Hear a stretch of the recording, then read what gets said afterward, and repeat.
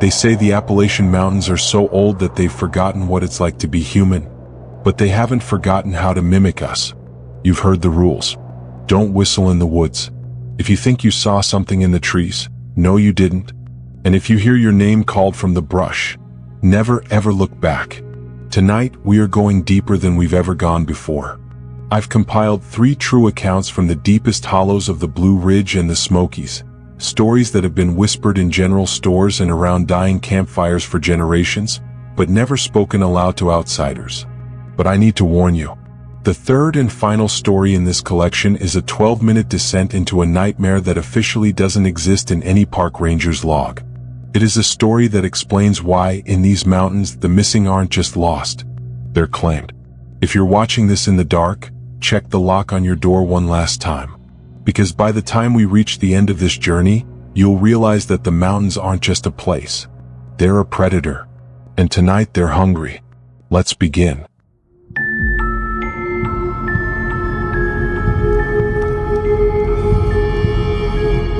The first thing you need to understand about Marcus Webb is that he was not the kind of man who scared easily. He'd spent nearly 20 years working trail maintenance for the National Forest Service, mostly in western North Carolina, deep in the Pisgah. He'd worked through ice storms, flash floods, and once, a black bear encounter that left a 4-inch scar along his left forearm that he'd show you if you asked. He wasn't reckless. He just wasn't afraid of the woods the way other people were. To him, the forest was familiar, almost comfortable. He told me he lost that feeling on a Thursday afternoon in late October. He was remarking a section of trail about 4 miles from the nearest trailhead, alone, which wasn't unusual. His radio was working. His truck was parked at the access road. The weather was overcast but calm. There was nothing, he said, that would have made any reasonable person nervous. He was clearing a fallen branch off the path when he heard someone call his name. Not loud, not panicked, just conversational. Like someone flagging down a coworker across a parking lot. Marcus. He looked up. The trail behind him was empty. He stood still and listened. Nothing but the low sound of wind moving through the ridgeline above. He figured it was a hiker, maybe someone who recognized him from a previous season. He called back, "Yeah, over here," and waited. Nobody came. He went back to work. About 10 minutes later, he heard it again. Same tone. Same direction. Somewhere off the trail, down the slope to his left, in the thicker brush where the hemlocks grew close together. Marcus. He said the voice wasn't wrong exactly. It sounded like a person. Sounded like someone who knew him. But something about it, and he struggled to explain this part, something about it felt flat. Like a recording of a voice rather than a voice itself. Like the shape of the word was right but the weight of it was missing. He shouted again. Asked if someone needed help. No answer. He marked his position in his GPS and moved a few yards down the slope toward where he'd heard it, pushing through the brush. Nothing. No footprints in the soft ground. No broken stems. No sign that anything had moved through there recently. He climbed back up to the trail. He was almost willing to write it off. Sounds travel strangely in those hollows, he knew that, when he heard it a third time.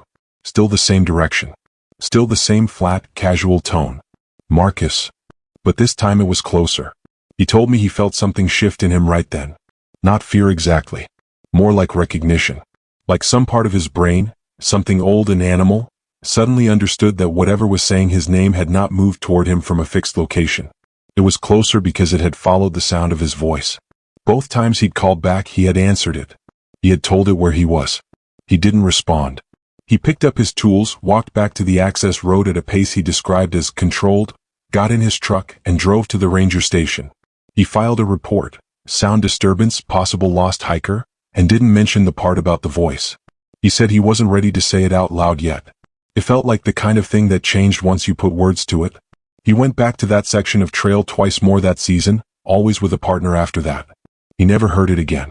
But here's the part that stayed with him. When he got back to the station that afternoon, he mentioned it to one of the older rangers, a man named Carl Pruitt who'd worked that forest for 30-something years. Marcus described what he'd heard. The voice, the flatness of it, the way it seemed to track his responses. Carl didn't ask questions. He just looked at Marcus for a moment and said, "How many times did you call back to it?" Marcus said twice. Carl nodded slowly. Then he said, "Don't ever let it get to 3. Marcus asked him what that meant. Carl picked up his coffee cup, walked to the window and said quietly, "It means you were lucky." He never explained further. Marcus tried to press him on it, but Carl just shook his head and changed the subject, and they never spoke about it again. Marcus Webb still works trail maintenance. He told me he still loves those woods. But he told me something else too. Something he said he's never told his supervisors, never told his wife, never really said out loud until he told me. He said there are stretches of that trail in the late afternoon when the light goes flat and the wind dies down. There are stretches where he still gets the feeling that something is watching him. Not threatening, he was careful to say. Not aggressive. Just waiting. Waiting to hear his voice again. That's the thing about whatever lives in these mountains. It doesn't always rush. It doesn't always chase. Sometimes it just learns your name. And then it waits for you to use yours. The second story I want to tell you tonight takes us further south, into the Tennessee side of the Smokies, and into a hollow that the locals have called, for as long as anyone can remember, hollow ground. Not because of anything mystical, supposedly. Just because the soil there doesn't hold water right, and the ground makes a strange sound when you walk across it in dry weather. Like something underneath it is hollow. Like something underneath it is breathing.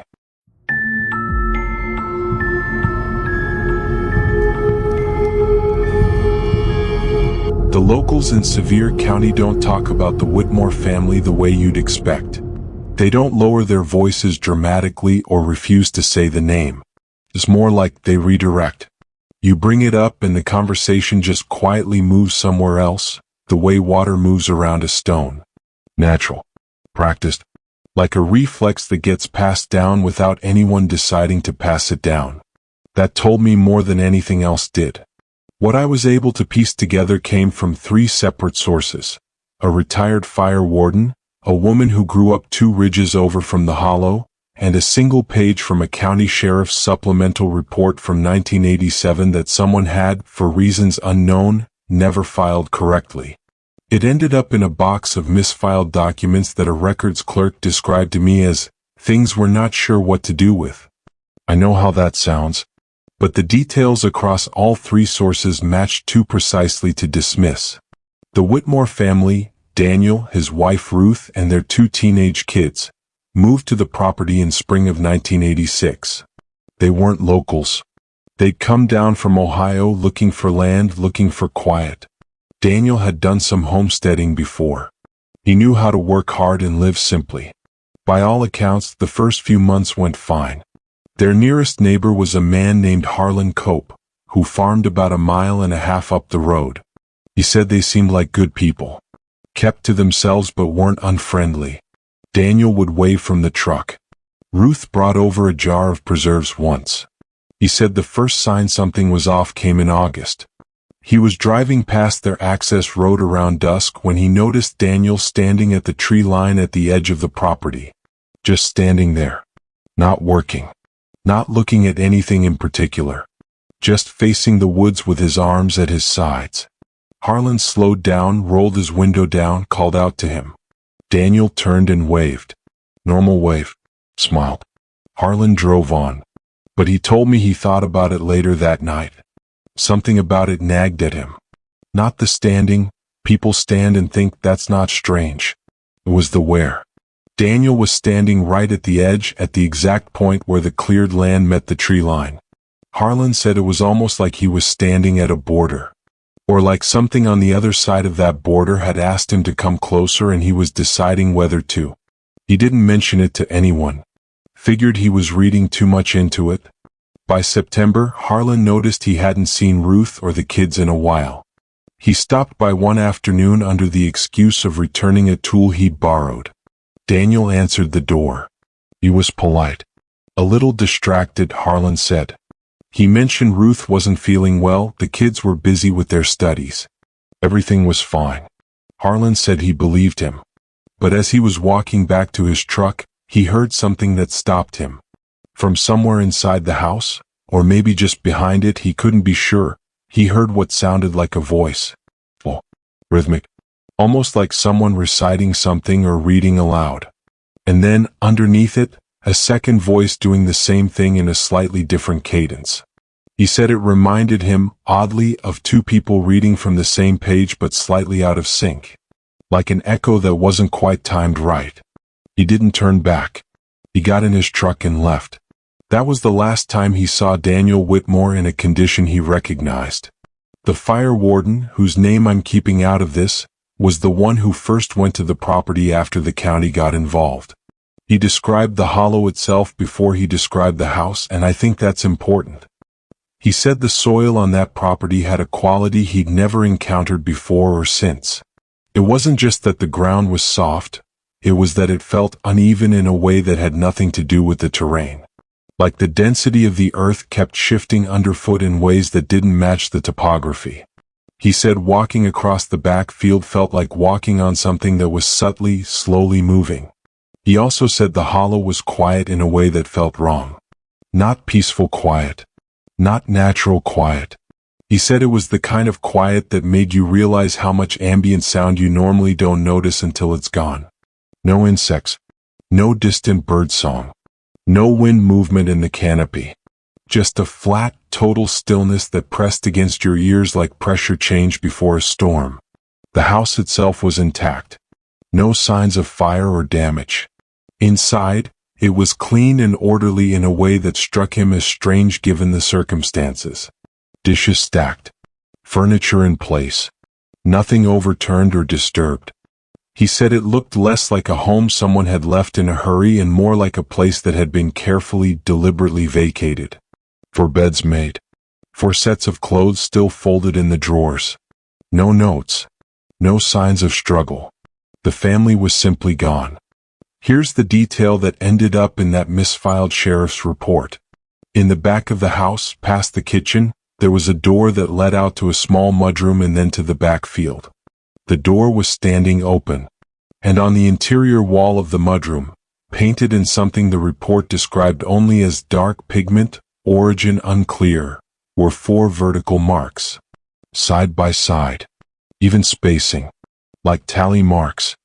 The responding officer noted them and then, strangely, didn't mention them again anywhere else in the report. Didn't speculate. Didn't include them in the summary. Just documented them in the initial walkthrough notes and then moved on as if he'd decided they weren't relevant. The woman who grew up 2 ridges over, she was maybe 11 or 12 in 1986, told me her mother had heard about those marks from someone in the county. And her mother had gone quiet for a moment and then said something that has stayed with me since she repeated it. She said, "That means it counted them." Her daughter asked what that meant. Her mother just said, "It means it knew there were 4. The Whitmore family was never found. The property changed hands twice in the following decade and sat empty after that. The second owners left after 11 months and wouldn't say why. The listing agent who handled the second sale told me when I pressed her that the buyers had complained about sounds at night. Not animal sounds. She said they described it as," and she paused before she said this, like she was deciding whether to, "they described it as something walking the perimeter of the house after dark. Slow, even footsteps. Every night, at no consistent time, just circling. When they'd go to the door and look, there was nothing there. But in the morning, the grass along the foundation was flattened. In a continuous line. All the way around. I went to the edge of that property once. I didn't go in. I stood at the road and looked up the access lane toward where the house used to be. It's collapsed now, and I'll be honest with you. I don't know what I expected to feel. Something dramatic maybe. Some obvious wrongness. What I felt instead was that quiet. That same flat, pressurized quiet the fire warden had described. Standing there in the middle of the day with traffic sounds still faintly audible from the county road behind me, and yet ahead of me past that tree line there was nothing. A pocket of total silence sitting inside the ordinary world like a held breath. I stood there for maybe 2 minutes. Then I got back in my car and drove away. And I'll tell you something I haven't told many people. Halfway back to town, I realized I had no memory of turning around. I remembered standing at the road looking in. And then I remembered being in the car. The moment in between, the decision to leave, the walking back, the opening of the car door, I couldn't retrieve it. It was just gone. A gap of maybe 30-40 seconds that my memory had simply not recorded. I've told myself it was nothing. Dissociation, stress, distraction. I've mostly believed that. But I think about those tally marks sometimes. 4 of them. 1 per person. And I wonder whether whatever made them was counting the Whitmore family, or whether it was counting down. The third story I want to tell you tonight is the one I almost didn't include. It came to me through a source I'm not going to name, someone who works or worked in a federal land management capacity in the Smokies. They contacted me through an intermediary. They asked that I not describe them, not hint at their role, not include any detail that could narrow down who they are. What they gave me was a handwritten account. 11 pages. No date. No names. Just a sequence of events that took place over 4 days in a section of backcountry that, according to every map I've been able to find, does not contain an established trail.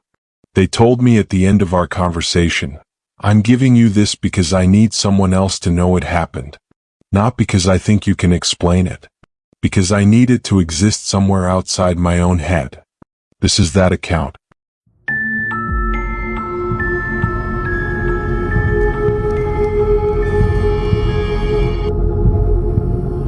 The account begins on a Monday. The federal worker, I'll call them Reese, which is not their name, was part of a 2-person team assigned to survey a section of backcountry in the Tennessee Smokies following reports of unauthorized trail construction.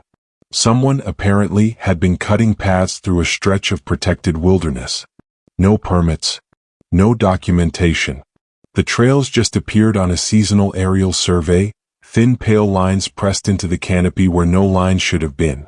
Reese and their partner, I'll call him Todd, drove to the nearest access point before dawn and hiked in.